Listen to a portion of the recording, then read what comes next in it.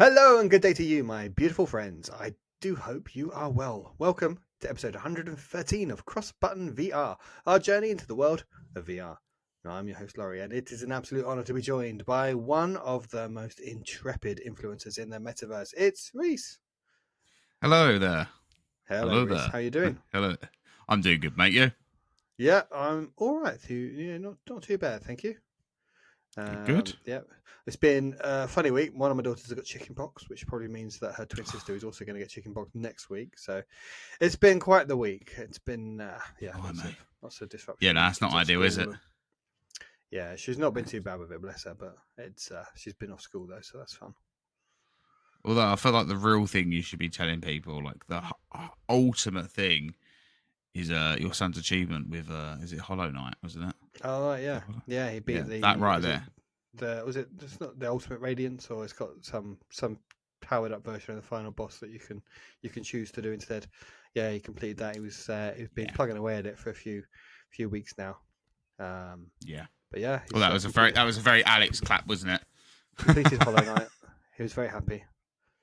There was screams of excitement when he's like, "Yes, I've done it, Dad! I've done it!" I was like, "Yes!" I don't blame him. I didn't even get past it. I think I played it for like 30 minutes. I was like, yeah, I don't think I can do this game. It's not for me. I think his playtime on this file was 73 hours. So I was like, Jesus Christ, kid. Mate, I think we can't even put 73 hours into a game these days, can we? I don't think I've played 73 hours of all video games collectively for the last, everything. If you add up the last year, I don't think I've barely racked up 73 hours. That's why. I think for me, like the longest I've put into a game recently is Traveler's Rest on PC, and I've currently got 50 hours in it, and I'm still going strong. And you know what? I'm actually about 50 hours on Assassin's Creed Shadows. To be fair, I'm being silly because I think it took me 70 hours for Origins. That was the last Assassin's Creed I really liked. Yeah, it's about that long. Yeah, that was good fun. That was. It's good. Shadows. It's fantastic game. I think controversially, I prefer Valhalla still because I just love the structure of that game. I couldn't get on with Valhalla. I played it and I was like, I don't like this. A lot of people say that. I thought Valhalla, because every time you went to a new region of that game, new region of Britain, there was like a little self-contained story. You'd met a whole new set of characters. There'd be a little arc. It would take you about 3 or 4 hours to do, and it was great. Whereas in this one, you're going all around the whole of Japan, and like the stories that when you go to each new region, and there's a target you need to get, a high profile target in each region, and there's like a kind of 3 or 4 hours of quests you need to do to build up to be able to attack them, and they're all a bit samey. I never really know who anyone is. It's lots of kind of political machinations and different lords and stuff and daimos, and it's just like I don't really know who these people are. I can't remember anyone's names. And you don't really get introduced to them sufficiently to care about who they are and stuff, and you have to try and keep up with it, and they're all quite similar. It's just, whereas I felt in Valhalla, the little conflicts you were trying to intervene on were all a bit more unique and a bit more memorable. The character was cool in Valhalla. That was about it. That's all I can remember. Yeah, cool character. I mean, but yeah, other than that, so that's why I prefer Valhalla. But don't get me wrong, I absolutely love Shadows. Still, it's such a compelling, easy gameplay loop that I just find so satisfying to do. And I always will. No matter how many times they make the same game, just in a different region, I just can't get enough of it. Oh, I know what they're doing. They've got you locked in. I'm a very simple person at the end of the day. I mean, while we're on the subject of Ubisoft games, I really, really still want to dive into the Avatar game they did.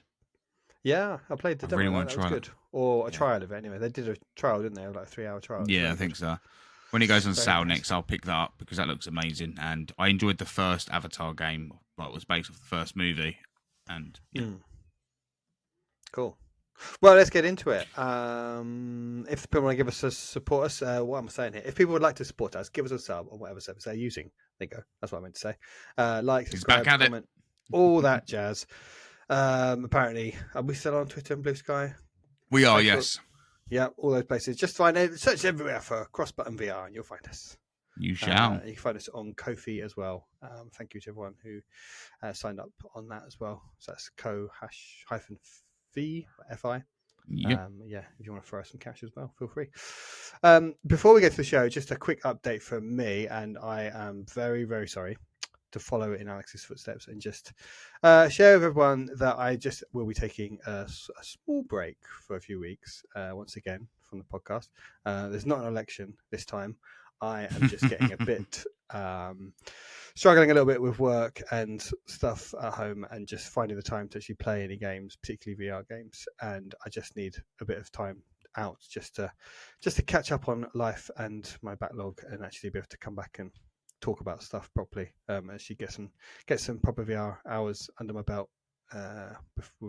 before coming back and talking about stuff a bit more in depth. So I shall be taking a few weeks off. Reece will be holding the fort with all sorts of things planned for the meantime whilst I'm away. Yep. So fear not. I will sort some things out. Yeah. We'll do some magic. And there may also be a few breaks in service just as Reece continues to sort his life out as well. So, you know what? We've been doing this for 113 episodes now, and life throws stuff at you. We've been going for 2.5 years nearly now. So, we're just trying to juggle things and just fit all this in around life as well. So apologies if anyone misses me, but I'm sure you'll all be fine. Yep. We'll still be cracking on. It's not the end, so don't worry about that for people that tune in every week. Yep. Okay. With that out of the way, let's jump into our main thing we want to talk about this week, and this is the wonderful Smash Drums. Now, this is the bit we could edit in a big drum solo. Yeah. But we can't do that, so just pretend that. Yeah, I'm not that good at editing. Yeah. Smash Drums, though, that's a good game, isn't it? That's a lot of fun. It's a lot of fun. Oh, there we go. Both at the exact same time. Yep, no, it's a brilliant game. There you go. That could be the comment on the back of the box from us. It's a lot of fun. We want to see that on the poster. Potom do that. Before we get into talking anything about it, can I just say how good the haptics are on this game? Yes, and I never played this game on Quest, but Quest doesn't. Does Quest, these controllers, do they vibrate? It's got vibration. Yeah, they've got vibration. They vibrate. Yeah. Okay, so in this game, they get you to do a thing where you bang you sort of tap your drumsticks together in time with the music, and it feels so realistic. I love it. I could just sit there. I just have a game just tapping the drumsticks. It's great. It's such a cool effect. It's such a great little kind of tricks your brain. It's very cool. Yeah, what would you say about this one? I mean, I've been playing this it was one of the first games I picked up when I bought my Quest. So, I mean, I've been playing Smash Drums since then. I've seen it add all these different things. It's a great game. I've loved it then. I love it even more on PSVR2. I'm going to have to say, I tried to say, it's great on both platforms and be very diplomatic about it. But no, it's undeniably fantastic on PSVR2. So much so that anytime I want to play this game, I'm going to be playing the PSVR2 version now instead of jumping on the Quest version. That's not to say the Quest version is bad or anything. It's just... what is it? What is it about the PSVR2 version? Frame rate. Mate, it's so smooth. It's an instant... You can tell that difference straight away in the frame rate. Day, is it? Yeah, pretty much. And I'm not saying it's bad on Quest in any way, but you can instantly tell how much smoother it is on the PSVR2. And I mean, I've got a better set of headphones on the PSVR2 as well, and it just kind of everything just feels right. It just all works so well together. And I mean, I think when I did my review, I had not one criticism. There's two things I pointed out. One of them was a bit sometimes track can go off, but that seems like a thing with every drum game I've played in my life. But the other thing was the menu was selecting the menu options. You had to kind of press the trigger down halfway on the menu. It felt very odd to me. Didn't like that at all. I was like, it just doesn't, because if you held it down, it spins the stick, so you can actually select stuff. But that's been fixed now. They did a hot fix straight away on day one, took that out, and yeah, it's pretty much a flawless game. I think in the terms of things, the only thing I think might hold people up is the soundtrack. Some people might not like the bass soundtrack, so it's one of them games I would recommend. If you've got the money to do so, buy the premium edition and just get all the songs, because you've got so many tracks there, all the DLC of licensed tracks, and obviously there's a lot of good licensed tracks, aren't there? Oh, 100%. And it's one of them things where it got to the point where he was doing more and more tracks, so I'm assuming with more funding and things like that, he's going to continue doing that. And I just want to keep seeing more DLC come to this game. It's just such a fun game to play. The premium tracks, I presume you can buy them all separately as well. Yeah. Yes. So if you buy the base game, you can then buy each individual track separately, or the DLC pack. Yeah, which is standard for games like this. Yeah, exactly. Yeah. And there's I was quite impressed by the different modes as well, because they're quite different, aren't they? They really are quite different. They're almost like completely different games. How you approach the whole, like where you have like the virtual drum kit there, or you just have the shapes flying towards you and you hit the shapes. What's your go-to mode that you found that you like? Okay, I really like that one. I think I was better when it was the shapes coming towards me. You just have to hit. Oh, so arcade mode, you're standing up, yeah. Yeah. No drum kit in front of you. Arcade one. No, the arcade one where just the drums fly at you and you hit them as they come towards you. Yeah. No. I'm a mixture of that one and Fusion. I love Fusion. Fusion's the one where you've got the drum kit in front of you, but you don't have the fretboard. You just have the circle colours coming towards you, and you've got to hit them in sync with the actual drum kit. I like that one. It feels incredibly awesome. It's crazy. Like, I mean, Classic and Fusion feel a bit similar, but I like the way they kind of shift it up a little bit, because Fusion's almost like a blend of Classic and arcade together. It just gets a bit more hectic at times. Arcade's good for a little bit of exercise as well, I find. Yeah, it really was. That's worth noting. It is a proper good workout on it. You really do get a sweat up, so it's good. I think, and that's why I quite like this game, because you can choose easy, normal, hard, or I think it's like super hard mode, or you can just put it on no fail mode, which is basically like no difficulty at all. You can just kind of do what you like, and that's quite a nice way if you just want to treat it as a kind of a workout and kind of like wish fulfillment, because you can pick a stadium to work out in, you can put the Foo Fighters on, and you can just sit there and just like hammer away on the drums. And like, I'm not gonna lie, I'm probably pretty terrible at this game. I think I could do it. I think I did it on easy. I think I might have failed a couple of times on normal. I was getting the hang of it. But it's this sort of it's stuff incredibly fast. Like, it's a fast game. Yeah, I think you need to play around with the settings to find what kind of works for you, and then you can kind of build up if you're more skillful. If you're more musically inclined, and if you're good at drumming, then you'll probably find it a lot easier than me, who's never drummed before IRL. But it's just like, that's why I like, you can just turn it on to no fail mode, and you can just sit there and have a great time, listen to some great music, and hammer away and stuff, and you feel like you're doing a good enough job still. Yeah. You don't have to worry about it, kind of, because I hate that when I remember playing on like Synth Riders, if you're really getting into it and stuff. Yeah, and the song just kind of stops on you. You drop out, and you're like, oh, I was enjoying that. Like, I like that song. It's a good bit. Yeah, well, just let me keep going, and just tell you failed, but you can keep playing if you want. Like, that's what it should be. Trust me. But the other thing I've got to say, like with Smash Drums that I do, I mean, any drum game really, more so now for Smash Drums. I didn't have it previously. But I now actually have a little fold-away stool that you can sit on. And it's like a little not a proper drummer stool. It's actually for outside gardening, but I've now nabbed it and started using it for drumming games in VR. And it just feels incredibly awesome just sitting on this little kind of stool, because it's similar to a drummer's stool. And just playing a drumming game on that feels so right. Like, it's just, I get right into it. Like, I'm literally, I'll have to like get a video and just send it across for you to see, just so you can laugh. I get right into it. Yeah, I think I was just there. I think there's like Papa Roach songs. And Last Resort. That's the one. Yeah, I was like, this is fun. And unlike another drum game, and I'm not doing this to throw shade, but you actually have the licensed version of Bring Me to Life on this one from Evanescence. So if you did play a previous drum game, you was like, oh, Bring Me to Life on it. Oh wait, that's not Bring Me to Life. This has the proper Bring Me to Life. So Phil. Phil, if you're watching, a bit of Evanescence just for you. Worth buying just for that. Yeah, exactly. He'll give it a 10 out of 10. 10 out of 10. Evanescence was on here. Because I know there's like Ragnarok, which is a similar sort of thing, is it? Yes, that has good tracks in it as well. But I'm not sure if I've played a kind of drumming VR game, so I quite enjoyed that. Ragnarok's really good in multiplayer. A new experience for me. Yeah. Really good. No, great game. Highly recommend it. Thumb of approval, silver approval, whatever you want to call it. Yeah, do we know how much it is? Yeah, it's out now. John, I've not actually looked at the price with all the DLC. I'm assuming it's going to be like £40 with all the DLC. That's what I'm saying anyway, but I'm not 100% sure. That's what we're making up. Yeah, I'm going to have a look anyway, because I'm curious now.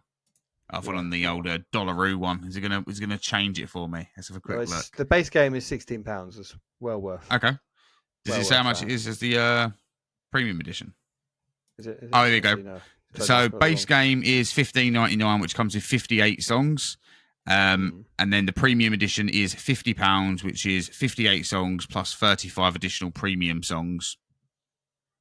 And then the DLC packs are £5.79 each, and you can buy them as packs, not as single songs. And you have 7 packs to buy. And that ranges from 1970s rock legends, 1980s rock legends, 2000s rock legends, hard rock legends, metal legends, pop rock legends, and punk rock legends, which features like Blink-182, Sum 41. There's some great songs. Like literally, if this is a game for people that just kind of go through a varied amount of music. Mainly, I'm going to say a lot of it's for metalheads in some sense, but not like your deathcore, metalcore kind of stuff. This is more like your Bullet for My Valentine, Papa Roach, Evanescence. You've got, I think you've got Lamb. There's some other ones on there. I'm trying to think of all the ones. But yeah, you've got good tracks in there. But even if you buy the standard one, you've got some Cell Dweller on there. You've got some LeBrock. There's some really good songs on it. I mean, for me, I find them really good songs. But obviously, I know that's not going to be for everyone. Should also just give them a shout out for doing a great job on their PSVR2 port as well, with obviously the extra frame rate. If you have a PS5 Pro, you get that 120 FPS as well. Nice. So it's even nicer. And it also uses foveated rendering, and the haptic feedback's really well done as well. I think the visual effects have been enhanced since Quest as well. So definitely like more particles bouncing around, more little fireworks going off, and sparks flying around, and fiery explosions and stuff. It's all very over the top, and like a big kind of epic stage show with lots of special effects and stuff going off. So it's very cool. I think another cool thing to mention as well, if you're someone who has, say if you was to put this game on in a party, you got people around, and the social screen output for this with how it does it is really cool, because it won't just film the front of the drums. It'll kind of rotate around and show the face, then show different angles of the drum, top down, all that kind of stuff. So it gives you all these different perspectives that I think to watch makes it more appealing, because the problem with drumming games in VR, when anyone watches you, literally your head's bouncing all over the place, because where you're kind of looking at the drum kit, it doesn't do any of that, because it kind of, the way it kind of sets these different cameras, and it's so smart. Like, I mean, not just for people to watch, but like seeing videos go out on YouTube when it was released, and seeing people use that mode was so much better to watch, just to be like, oh, okay, this is how this game looks, because obviously that's how you're viewing it in the headset, not like with the different angles, but you're seeing this drum kit that's absolutely fine. But when you watch a normal drumming game, it's all over the place. The head's bopping around, and so that's also a really nice thing. Makes a lot of sense. And you're right, I forgot that, because I was playing it and my wife came in the room and she was like, oh, look, I can see you. It's like, what? How's that work? But no, it's a really cool game. And it's one I highly recommend to everyone. I was so happy when they announced it was coming to PSVR2, because everyone, but not just everyone, even myself, it's like, I'm always saying to people, Smash Drums is amazing. Like, you need to play this game. And then people are like, yeah, but I've got other drum games to play. But PSVR2 doesn't have a lot. They have like 2 drumming games, really, like fit ones. And that's with me including Ragnarok, because it is a drumming game in some sense. It's Drums Rock as well. Drums Rock and Ragnarok are the main 2. And to be fair, I think 3 great drumming games, to be fair. You got 3 of the best ones on one platform. So you haven't got to sift through the other tap. Fair enough. Well, that's Smash Drums. As we says, that's the thumbs up from us. 100%. Let's move on. Talk about some of the other games we've been playing. This week. Pirates VR. Now, this has got a full name, hasn't it? What's the rest of the name? Pirates VR Jolly Roger. Jolly Roger, that's it. It's now out on PlayStation VR 2. So this one was out on PC before. It's PC in January, I think it was, Yeah, it's now come to PlayStation. Not out on Quest. I don't know if it's going to be ported. I suspect it would at some point, because why wouldn't they? You and I have both been playing it. Have you finished this? Did you? I've completed it. You got. I haven't got the platinum. No. I would have to go back through for that. I completed it. Yes. I'll let you go first. I haven't completed it. I've got a bit of the way into it, and I am not a fan. I've got to say, it's not one for me. I've got to say, it looks very pretty. It's a nice looking game. How far did you get, though? Because now I'm going to question where you say it looks pretty. Well, I don't know. Like past the first area, the outside with the beach. Have you got past that? No. Okay, cool. So you're in the first area still. Okay, so you're enjoying the best part of the game. Okay. Yeah. Keep it as that. Keep that memory of that prettiness as that. Okay, well, my main thing that is put me off playing for it is that there's a parrot that is kind of like your guide that's supposed to show you around. Imagine like Navi from Ocarina of Time, but really worse. fucking annoying and doesn't shut up. And it's like a magic parrot that can talk. It doesn't just repeat stuff like a parrot can be trained to do, like a few words. This thing just won't shut up, and it just talks in a really annoying parroty voice, yeah, like that. And you're gonna go to the beach, aren't you? Yeah, it just kind of mocks you all the time, and you're like, mate, shut the fuck up. No, we're here for the treasure, are you? Yeah. No, I'm not. I'm a pirate who's came to this. Yeah. You give me PTSD there. So it's a shame because the game like itself is quite. It feels a bit like there's a really good game with another kind of year's development. It feels like it looks good. The idea of being a pirate, and it's kind of a bit like Horizon in that there's a bit of kind of combat and exploration and puzzle solving and looking for things and stuff. And there's lots of climbing and stuff. So and swimming as well you can do. So it's got lots of cool elements, but it just feels a bit kind of not quite ready. Like I wish it just had a bit more time and a bit more polish and to just create more of a kind of game to it, because you're kind of led by this parrot through this it's almost kind of like you're taking this kind of linear route to get around the area, and eventually I got to a bit where it was trying to make me find a key. I couldn't find the key anywhere, and I sort of looked around for ages, and just this parrot was like mocking me the whole time. Yeah, so that's one thing I'm going to say about this game. It doesn't do a good job at showing you what path you're meant to be on.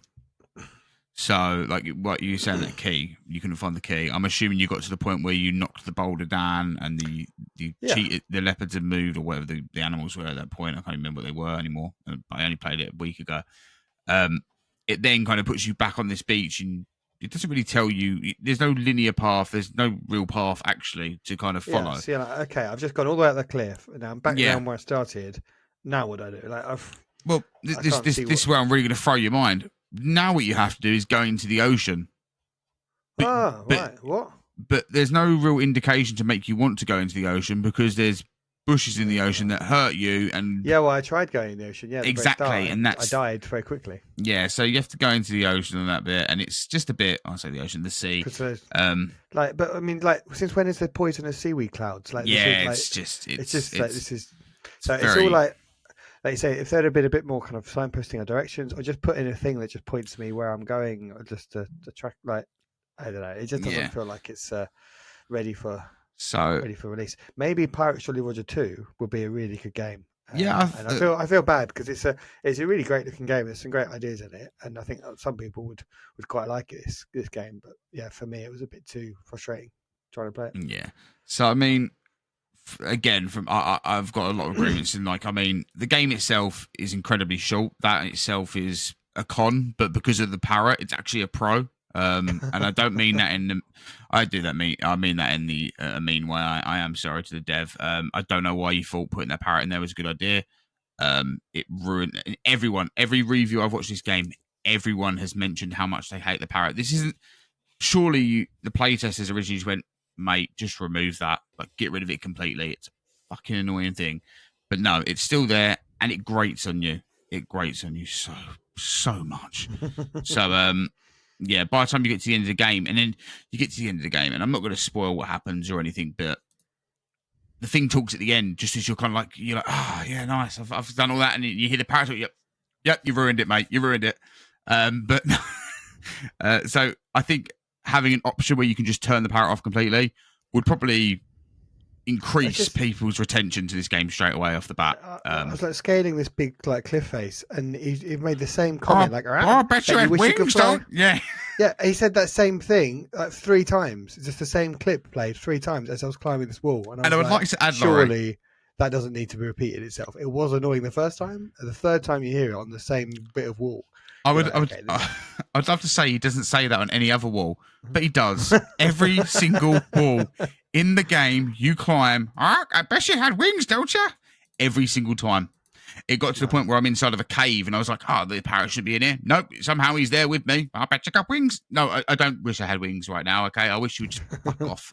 I wish I could tear off your wings. Yeah, exactly. So, but this is the thing. They know the parrot is annoying because there's a trophy to kill the thing. I don't know if it comes back, but there's a trophy to kill the thing. And I tried shooting it. It did not die. But anywho, so yeah, I wish there was an option to turn off the parrot. I think it would make a lot of people enjoy their experience a little bit more, having this kind of peaceful scenery to take in at some points and then it kind of changing up a little bit. I also wish there was a setting to add accessibility to kind of help people that are like, where the hell do I go next? Like, give some hints, because where you've made it so you can go all these different paths at all different points, it makes it quite difficult to, not difficult, I think it makes it just, you just don't know what you're doing next. There was one of it, you're underwater and it's you find your way out and it says, oh, you need a pickaxe. Or actually the parrot goes and says you need a pickaxe. So he's already annoyed me because I now got to go back into the ocean, the water section. I swam around for probably about 20 minutes. I could not find this pickaxe anywhere. Anywhere. So much so that I noticed popping through the map. I noticed an empty texture in the map where I could see through the actual world itself. That's how much I scoured this one area. I felt like I play tested that whole area because of just how much I went around it. Eventually I found it and I was like, what a weird place to put it in. It was just felt so out of the place. Because like I thought, pickaxe, it'll be next to all the spades, and nah, why would it be? So things that seem obvious, it just wasn't there. But like I said, the game's 2 hours long. It's not the worst game I've ever played. It's just it could have been a lot better, and I expected a lot better. And I don't think it's worth the current price it is. And I'm saying that I'm trying to be nice, but at the same point, I'm like, you've went from January on PC to have people's comments, and you could have improved upon that in the 5 months. 4 or 5 months that you could have been working. You could have added some stuff, and don't get me wrong, it is a better game for it already. But I think maybe a little bit longer would have made it even better. But yeah, it's and there's a criminal lack of pirate games. Yeah. There's space for pirate. Like, I'd love to play a properly good pirate game, and it has the makings of it. Like when you're doing that first bit where you're getting the little briefing you're in the tavern and you're being talked to, and you look around the tavern. That wasn't on the PC one when I played it. This looks really impressive. This is like you think you're getting into like a premium experience, and then you go on the beach and stuff, and you go through the cave, you brush through the leaves. There's some nice head haptics. You think, oh, this is quite a premium game I'm about to get into here, and then it quickly all kind of falls apart. And you're like, that's what I just mean. Like it just needed a bigger team or more development time, or just make a sequel and just like take on board all this stuff, and you could have a really good game. But just right now, it's just not. There's not enough to it. It's not. Yeah. But we're sounding incredibly critical. So let me quickly just list off some of the positives. Like we've already said, haptics are really good. They actually done a good job on the haptics. Graphics look nice. There's some replay value as well. I like that because obviously there's all the collectibles of gold, and you have to go through and do all the gold in certain chapters to then be able to do the challenges in that chapter as well. And I thought that was quite a cool way of doing it because it actually made you want to be this pirate scouring for treasure, and it never took away that feeling that was your purpose on this island. So there is some good positives of the game. It's just the negatives do unfortunately outweigh it with this one. But yeah, I'd say wait for a sale. Fair enough. Okay, well that's Pirates VR Jolly Roger out now. Yep. Also a game that's now out is Iron Guard, which is the original game. I think it's had some sequel several sequels maybe. This is a tower defense game. It's out now on PlayStation VR2. Have you played one on Quest before? I've not played it on Quest, and I've not yet. I will be jumping into it this week, and I will talk about it next week. Okay. All right. Well, I'm looking forward to it because I like tower defense games, so I'm looking forward to this one. Well, you might like the next game then, which is Smurf. It's not a tower defense game, I'm afraid. It's a flower defense game. You see what they've done there? This looks really good, I've got to say. I've not watched the trailer. Probably not one for you, but in terms of the fidelity and level of quality, are Smurfs a thing still? They keep making Smurfs films, so somebody must be into it still, but it's like, they don't seem like a very kind of profitable thing anymore, yeah. Character or IP, they're kind of strange Belgian things, but I say they keep making films every few years. So usually we like to music and stuff in it. But this one, it's a Quest game. I think it's only on Quest. It's very mixed reality-esque. It looks really nice, like very sort of Smurfy graphics and popping colours. Yeah, it does look really bright and colourful and nice. I think it's one for the kids for sure. But you've got kind of 20 odd levels of tower defense. Tower defense is a genre I've never really it's quite an easy genre to pick up. I think that's why it's a good one to do for this type of game. My son loves Bloons TD6. That's like the classic one. He'd enjoy it then. He loves that game. Yeah, he might want to play this, but get him to play Towers and Powers on PSVR2 or Quest. That's pretty cool. Yeah.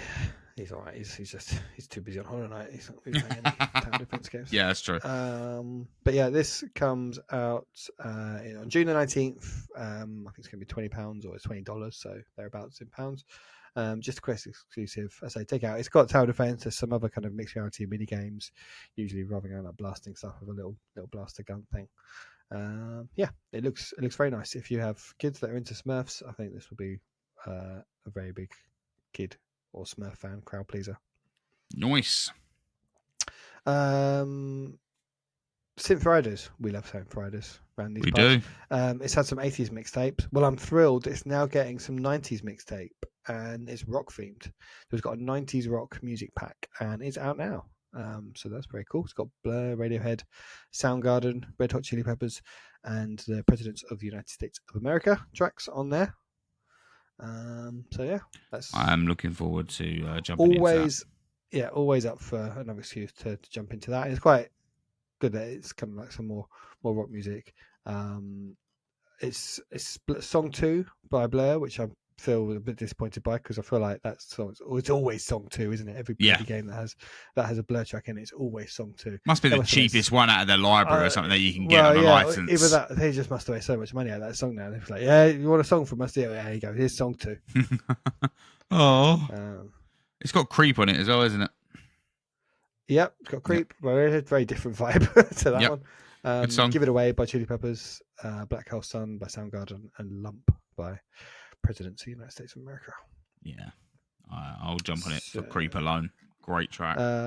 Yeah, that's out now. I think it's only $8 for the whole pack or $2 for each track. So pretty good. Fair pricing as always. Yeah, I feel like you can pay $8 or whatever it'll be in pounds. Probably will have about £6 or £7 on it. It won't be a lot of money. Yeah. Yeah, it'd be worth it for another few hours of fun on entertainment. There's probably another good one as well if you've got mates that are into that sort of music and they're coming around. Another good way to show it. I'm sure there's not that much of that sort of music in there at the moment, is there? So no, it's all very synth at the moment, isn't it? It's kind of like 80s and synthy and stuff. So yeah. Although I love that side of it because I do like a new wave techno. I like all that kind of 80s new wave, like the Midnight and the Brock. Mm-hmm. They've got all that on there, so I do enjoy all that. Yeah. Another game getting an update is Pinball FX. It's getting 3 packs of. There's 9 new tables. 9. That's quite a lot, isn't it? That's quite a lot for DLC. So yeah, now say the price. 3 packs of 3. Well, they're $10 each pack. I thought it was pretty good. So it's like what? $3.33. The Tomb Raider pack looks cool though because you see Lara moving on the table and everything like that, which I think is really cool. I don't know how much that's going to be. That's probably going to be like $10 on its own, isn't it? Because I think because that's one of the criticisms this game got when it came out. Is that each track DLC, each table DLC is like too expensive. So, and I wonder because they've come back and this is $10 for 3 tables, which that seems like reasonable to me. Like yeah, it's a bit fair for a table. That's probably going to be about £8 or £9, so it's only about £3 per each table. And I feel like a pinball table. I remember back in the day, like on the Super Nintendo, I used to have a pinball game, and I think it cost like £50 for the game, and it only had 3 tables on it, and that was it. There was no DLC. That was it. Just no DLC, no patches. £50 for the 3 tables. People complain about games these days, the cost of them. It's £50 for 3 pinball tables. I probably gave the game for an hour. Back in the good old day when games used to release and not need a day one patch. Oh, I remember those days.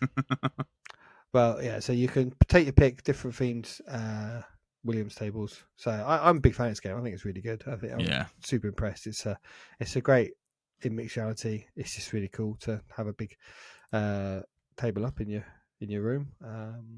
And yeah, I think they do a great job, like you say, when they have the tables. And if you ever played any of these tables, when they're like recreations of tables that, if you're a pinball fan, you might recognise from pinball arcades of yesteryear.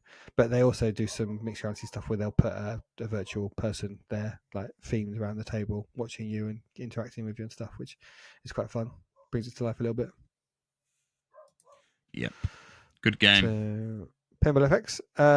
Midnight Walk. We talked about it a couple of weeks ago, or last week, every week, really. We're loving it. Developers recognise that the VR resolution, though, is a bit soft. I can't say I noticed it, to be honest, myself, but everyone seems to be saying it. So they agree as well, apparently, and they've promised a resolution patch coming very soon. So maybe even by the time this episode goes out, there will be that resolution patch will be out. I think people have suggested, was it Brew Pounder? Brew Panda, yeah. Which the devs have picked up on. They said, like, yeah, you can, if you turn the brightness down to 60%, that seems to improve the visuals. It's just like Brew Pounder being Brew Pounder, though, is like, if you turn your resolution, your brightness down to 69%, so the devs like somewhere between 60 to 70%. Didn't specifically say 69%. It's got to be 69, dude. It's got to be 69%. That's the perfect spot according to Brew Pounder. But no, really happy to see they're addressing this.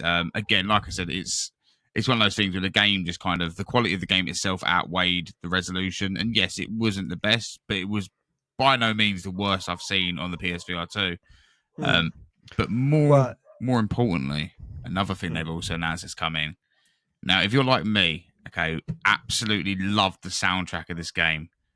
They've actually responded to someone on Twitter saying they're doing a vinyl. Oh, nice. Yeah, nice. And I don't buy vinyls at all, but I want this one. And they're also going to be doing a plush of Pop Boy as well, if you want one of those. Have you got a record player? I don't. Oh, okay. So but I buy it anyway, just because you love it. This is one of the soundtracks of the year for me for a video game. It just, I don't know, just hit every point. Loved it. Yeah. Yeah. Again, this is partly why I want to take a bit of an extended break, because this is another game that I need to get back to finish. There's so many games now, so many big releases that I've started and not had a chance to finish. I just need to go back to and clear off. My VR backlog is such that it's just stressing me out trying to play anything new. So I'm just going to draw a line, and this is probably going to be the first one that I try and cross off the list. Yeah. Basically, once you've finished like 2 or 3 games, you're going to be like, Laurie, I'm dragging you back now because I want to hear your thoughts. Absolutely. I want to come back on. Don't worry, I'm not going anywhere. I just want to come back and properly give my thoughts and stuff, rather than just giving my first impression of everything. Because you know the annoying thing is about the Midnight Walk, if you not finish it, you're like the one person I've been like, I want to talk to you. I want to talk to you about like the conclusion and everything like that. And thanks. It's like, I think it's because Ghost Town, that was one that I actually managed to finish, and that showed me it's like I wanted to get more games under my belt like Ghost Town, and actually be able to finish them so I can't sit back and kind of assess them as a whole package. And there's so like my VR backlog is just it's not so much it's stressing me out, it's just more kind of like upsetting me that there's so many games that I've just not done justice to and been able to finish off that I want to finish off. There's some that I play and I thought, that's enough. Like I'm probably not going to go back and finish Pirates VR, I'm afraid. You're not going to finish Pirates? It's only 2 hours. Still. So I just want to focus on the stuff that really stands out to me and make sure I've finished that, and then I can start playing the I'm looking forward to talking to you about that one. That is the one and it's again, I can't wait for Ghost Town to come back to come to PSVR2 as well. I just want to play that again. Such a good game. That is one I'm really looking forward to replaying. Even though I know I'm going to know all the solutions to the puzzles. What a phenomenal game! Like, still, that's in there. Yeah, I think if you replayed it with all the puzzle solutions in your head, you could play it with a lot more momentum. Yeah. You get through the game really quickly, but it would feel like it would just feel like a real kind of roller coaster. You might get a platinum, Laura. I'm not going to get a platinum. That would involve jumping through. Try. No, it's not going to happen. Final bit of news: Merlin's chest has been dated, coming out in early access for Quest on May the 22nd. And it's coming out in early access, and there's going to be all sorts of things added to it over the following. Looks cool. Months. So new trailer come out for it. You can play against AI opponents or online opponents. It looks very good. It looks very fun. If you try and take pieces, they'll just kind of, it's like Wizard's Chess. They'll wake up and battle each other and stuff. There's going to be a story, single player adventure mode, which is very intriguing. There's going to be like puzzle mode. So I presume that'll be like checkmate in 2 moves how to work it out. And I love puzzles like that. I love seeing chess puzzles where it's like they set up the board and say, right, what move do you make next to get it in checkmate in 2 moves or whatever it is. So yeah, I'm all for that kind of stuff. So yeah, this looks cool. We should play it together. Oh, that'd be nice. On Quest, because I don't need to subscribe to anything, do I? Exactly that. Magic.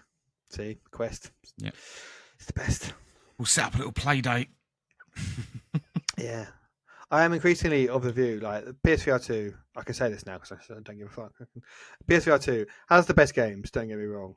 Like, it has proper full experiences, your Resident Evils, your Synapses, your Horizons, GT7. Like, compare the libraries. For me, there's no question. But the Quest headset is just so remarkable. It's so amazing. Every time I put the PSVR2 on, I'm like, oh god, I just can't find the right sweet spot. It's just it's so much blurrier than the Quest 3. It feels so much bigger now in my head compared to the Quest 3. Yeah. And I really hope PlayStation do a PSVR 3, which 50-50 at this point, or probably even that, probably 30-70 or something. Yeah. It feels unlikely at this point that they will, but there's like one more leap, because I mean the jump from PSVR 1 to PSVR 2 was huge, and if they just did one more leap, maybe they could really nail it third time round, and they just I think the Quest 3 is just such a fantastic piece of hardware, so impressive. Yeah, it's brilliant. And you don't have to pay for online multiplayer, so you got the best. You got the best of both of them. What we're talking about, and you can make it even better. Actually, it's a nice segue there. Actually, you see what I've done there? Because I have been testing some products from Kiwi, who make all these accessories for Quest headsets now. I've been using the Kiwi K4 and the G4 Pro grips. Okay, so these are, you can buy these online. I think they're on sale at the moment on Amazon. That is correct. And you're going to put some links in the description of this episode, because we're keen to support Kiwi. I think they've supported us quite a lot over the years. We've done some. I don't know if we've been sponsored by them before. We've done something before in the past. I forget exactly what it was. It was years ago. But they're great products. And so first of all, I want to talk about is these G4 grips. So I'm wearing them now.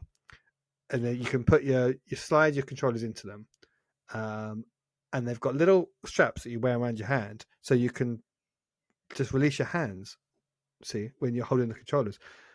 And that alone makes them worth buying. That is such a good improvement. And I think that I don't know why this isn't the default, because it's kind of almost, it makes a real difference, I think, to the gameplay. You're playing a game, and if you're just sort of like in the bits thing like Ghost Town, there's loads of bits where you just talked out and you just need to listen to the stories. You can just stand there and just let your hands hang by your side without having to hold anything, and you just kind of forget you're holding this. You forget that they're attached to your hand, and you can just focus on the game, and you're not constantly having to have the thing of like I'm holding something in my hands the whole time, because you can just let go and they don't go anywhere. Whereas without these straps on, if you let go of them, obviously they dangle on your wrist, and it's really annoying. They sort of clatter about everywhere. So yeah, I think for that quality of life improvement alone, I think the grips are worth buying, and they have a nice rubber, very satisfying rubber feel to them. That is very nice to hold, and very tactile, and just feels nice. Smells nice, strangely. Yeah. Sorry. Yeah, very nice. Yeah. Kiwi grips so good. So yeah, the G4 Pro grips are very, very nice. And then the headset as well. You've not mentioned one of the greatest things about it, did you? Go on. What were you going to say? Battery compartment. Oh, the battery compartment. Well, yeah, because you take off the little battery compartment that's the little thing, and it has its own little door. I love it. That you can see, so you can get straight into it. So you don't. So it makes it easier taking the thing. But that's because otherwise, if you didn't have that, you'd have to take them out and slide the cover off. And you can leave the loops on. I've taken the loops off because it's kind of overkill for me. But if you love your loops on as well for double protection, which you can never be too safe, Reece. These are not cheap. You can keep your loops on. That's true. They're £80 a controller, and I have had to replace one. Fortunately, Quest replaced it through my warranty, so that was good. Nice. Yeah. But yeah, just for that alone, just the fact that you can just glue it to your hand, it's amazing. And I'd also like that's adjustable as well. So it's no matter how. I have one pro thing to say about the pro grips. Go on. The best thing about that battery door is that because I've got cats, I've got dogs, fur gets everywhere from them. I never open that battery compartment to find fur in there or anything. It's sealed perfectly to the point where nothing gets inside of it, no dust, no anything. It's just done so right. Like, such a small little feature, but yeah, what a weird thing to. No, because I tell you what, I've got a PC. I open the case to clean my PC every now and then. Somehow there's cat fur in there. Somehow there's a dog fur in there. I mean, I wouldn't be surprised one day if I open up and there's a dog toy in it. So it's one of those things where it just goes everywhere. Well, yeah, anti-pet hair as well. They don't list that as one of the features on the box when you buy it, but you can just do it, Kiwi. From Reece. Yeah. So that's the grips. Big fan of those. And then we've also been using the what's this one? That's K4. The K4. This is the K4 headset thing, and this is basically you take off the strap that comes with the Quest, and you put this on instead, and it kind of turns it into much more of like a PSVR2 style thing where there's a band that goes on the back, and that band has got an extra battery in it, so you plug that into the front of your headset, and it just gives you hours and hours more charge. I'm not sure exactly how much extended by another 2 or 3 hours. Yeah, about another 2 hours on top of the couple of hours you get with things. So it's essentially doubling the life. And I think no one's going to play more than 4 hours in a session. Whereas I think the base battery, I was finding it with Ghost Town, you do run out of. Batman. There was quite a few times I would, Batman as well. Yeah, games like that, they're just draining the battery. You play it for like an hour and a half, and then it's like, that noise it makes with low battery is just like a knife through the heart. It's like, no, keep going, keep going. And when it says that comes up, it says your battery's low. You got like 5 minutes to get a thing because it's not fucking about. Like when it says it's low, it means it's low. It just probably just drops off a cliff after that point. Yeah. But this thing just gives you much more power, and it just makes it so it has a nice padded back to it as well, so it's nice kind of cushioned around the back of your head, and you can kind of lift it up. I don't know. It's just trying to take it off and on feels like a different. It makes I find it quicker. Like PSVR2. I find it a lot quicker to get on it because if you've got the Velcro adjusted in the middle to the right spot, what I usually do is I'll prop it on, Velcro it, and then kind of rest it to the point where it's perfect on my eyes, and then put the Velcro so it's sealed down to the point where that's not tightened up my back, it's just resting on my head, then tighten it up. So every time you put it on, it's absolutely perfect in the right spot. Never a time I have to adjust that Velcro again, never a time I have to adjust the back to the point where it's just on, off, and I love that about it, and that's why I usually go for the Elite straps over the Halo straps, but it's a great head strap. It does definitely makes the headset more secure. Yeah, and I think if you were playing, I haven't played Smash Drums on the Quest, but I imagine if you were playing a game like that, or just a first-person shooter where you're looking around frantically, you're sort of looking behind you, and just your head's shaking around a lot, basically. Then without this headset, I have noticed that the normal strap, it does your headset can feel a bit kind of loose and wobbly, and you kind of just tighten it up as you're playing and stuff. Whereas this, it properly straps it in place on your head, so you can be a lot more. If you're a lot more active in games and you're doing a lot more movement, this will hold it in place a lot better. So I feel like for people that are into those more hardcore gaming experiences and are likely to play it for more than an hour or two session each night, it's kind of a must buy. Would you say? Yeah, I'd say it is. I mean, usually when anyone asks me like about head straps, I always recommend a Kiwi because, to be fair, I've got a Kiwi on mine and it's all I've used since I've had the actual Quest itself. I love it. I think your more casual players, they're probably just going to be fine with the Quest, and they're never going to realise that they're probably never going to occur to them to get a different headset because most people just play for an hour. See, I found the main headset strap, like with the one as default, I found it fine for like a month, and then I started getting nervous when I was playing a game and I kept having to look down, and I felt it was kind of lifting up because if you've got hair like mine, it doesn't stick to your head properly. It's pretty great for you, Laurie, because you've got shorter hair than me, but I always let my hair grow out. Velcro hair, you see. Yeah, exactly. It just sticks to your hair, but no, it nearly felt like the headset was going to fall off, and I think it was at that point I was like, I need to get a head strap for this thing because I don't want it to drop off my head. Well, that's I suppose different people experience it, and I think that probably does. You're right there. Probably your hairstyle probably does make a big difference on it. I do like the default strap, although my complaint is that if you're moving your head, no battery, it does. Well, the battery's not very good. Couldn't finish Ghost Town in one playthrough. But if you're moving your head around a lot, it moves. Like you say, it feels like it could fall off potentially if you're a really exactly. Vigorous. Or at least become dislodged, and you have to kind of immersion braking. Whereas the Kiwi straps, they properly hold it in place on your head, and they give you that extra battery. So, I think if you're ever feeling that your Quest headset feels a bit loose or a bit too lightweight, then the Kiwi is for you. Exactly, and like we said, if you're if you've just got a Quest recently and you haven't got a head strap, click on the links in the description. There'll be 2 links for Amazon, one for the actual K4 head strap and one for the grips.